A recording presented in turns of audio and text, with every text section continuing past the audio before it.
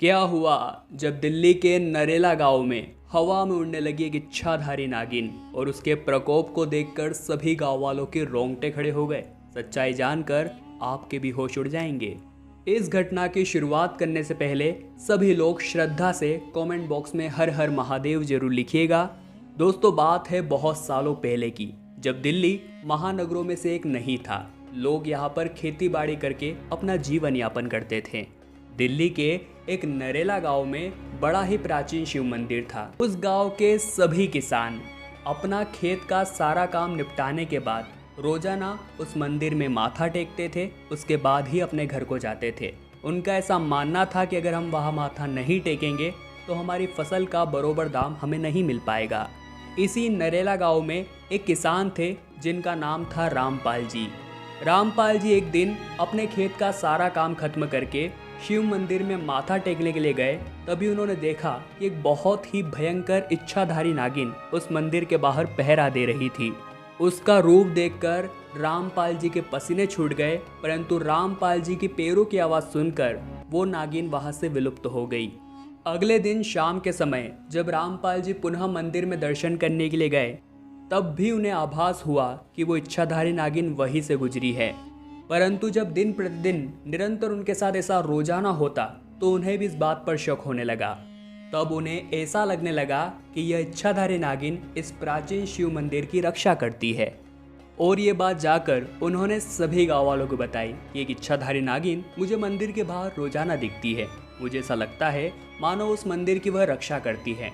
सभी लोगों ने उस इच्छाधारी नागिन को देखने की इच्छा जताई और रामपाल जी के साथ मिलकर पूरा गांव उस प्राचीन शिव मंदिर पर गया। इतने सारे लोगों को अपने समीप आता देख इच्छाधारी नागिन को यह लगा कि ये सब मुझे मारने आ रहे हैं। इसलिए उसने बड़ा ही भयंकर विशाल रूप बनाया और वो हवा में उड़ने लगी।